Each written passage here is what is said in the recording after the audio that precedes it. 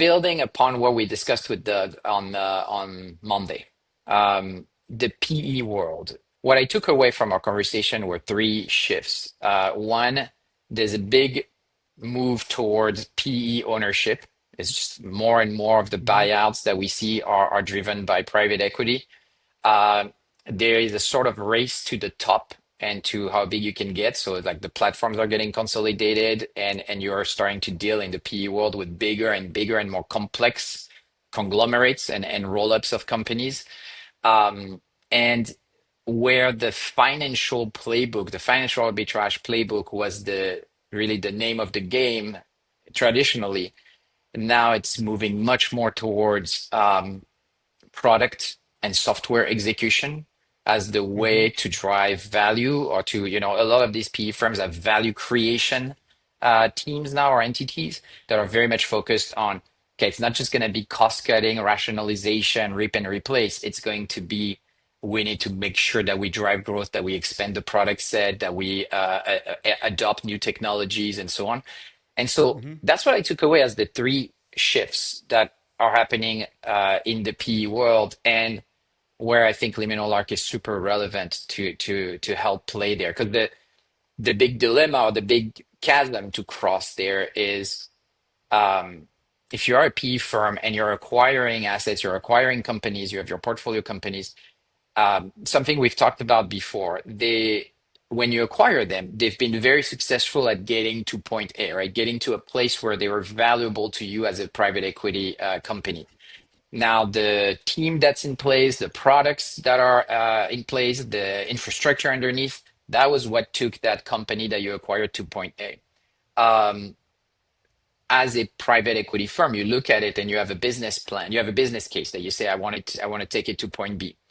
Uh, what does it take? Point B is not just financial arbitrage anymore. Point B is all of these things I talked about. I think what we're really going for is that as you start to as these companies roll up and roll up and roll up, right? At some point in time, a large private equity firm gets kind of caught holding the bag, Yeah. and there's only so much that you can get in economies of scale, and you have to start looking at uh, combined product offers, integrated services, technologies that work together. We have to be able to add new features, capture new markets, Yeah. such like that. And what I think we're seeing in a lot of our clients, and just generally in the marketplace, is that the software that these companies run on is often not great. It's often not easy to change. And now we combine multiple entities, and we want to build combined feature sets. And you start asking yourself the question, like, how are we going to do that without creating like a total mess? Yeah. And you were talking about the idea of rationalization. I think rationalization is actually part of it, depending upon how you use the word, Hmm. right? And so, things that are common um, and can be used across the companies should be collapsed into a single thing. And that's how I see rationalization, right? That's Yep. how I've used the word, right? So that's real, right? But how are you going to do it when like every company has some version of some sort of legacy software, legacy monolith that they can't untangle, unpack, decompose, Yeah. right? That kind of a thing. And so what our hypothesis is in this space is that if we can find those value props that they want to exploit, look across the software ecosystem, figure out what components across that ecosystem to extract, rationalize, combine, rewrite, whatever, and then start organizing around it. We actually get the merger part of the mergers and acquisitions Yeah. side of it. Because I think what you're alluding to in the old playbook is that there's a lot of merging of the business, but not necessarily merging of the technology. Yeah. And in some companies, yeah, you could probably say, well, we're going to rip out your CRM and we're going to put everybody in a Salesforce or SAP or something like that.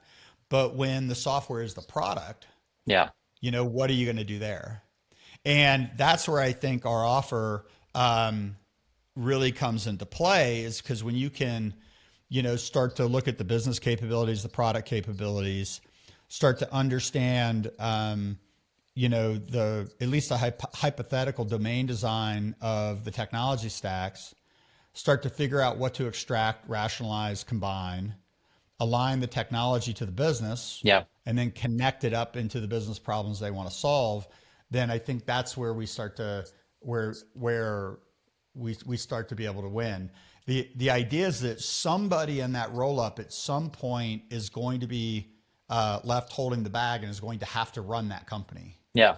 and is going to have to grow that company and exploit its capabilities. Yeah. And most of what we're seeing in private equity roll ups, at least the ones we've worked with, is that that level of rationalization isn't happening. Yeah, I think so. And I have a sort of a yes and to it. Where you're leaning towards the technology integration, consolidation, figuring out the pieces. So on the rationalization, absolutely, I follow you. I think the yes and is um, as a private equity firm, you've acquired this asset, and now the job is going to be to de-risk it, right? Like you have a business case to hit, you have a sort of valuation or an exit valuation that you're thinking about. How do you make it as predictable as possible? And so you can go with sort of financial levers to figure out exactly how you're going to get some gains early on. But I think what we're seeing is that increasingly the de-risking needs to happen with how teams deliver software, how teams deliver product, right? And that's where, in addition to the technology modernization that we can help companies with, portfolio companies with, there is the how the work is done and how is it done in a rapid manner, in a predictable manner, in a reliable manner. And and I think that's becoming one of the key levers for PE firms is figuring out how am I going to get those teams that work under the CIO, right? Those legacy software teams, IT teams, how am I going to make sure that I know they're delivering very predictably, that they're focusing on value, on what drives the business case. So there is a there is some foundational sort of operating model aspects to this that need to be worked on that go way past the financial arbitrage I was mentioning earlier. So I guess what I'm trying to say is there is sort of technology modernization and consolidation play that's critical to master. So you need to know how to do that, but you also need to know how to drive the right sort of governance, the right sort of flow of work with the teams that are executing within those portfolio companies.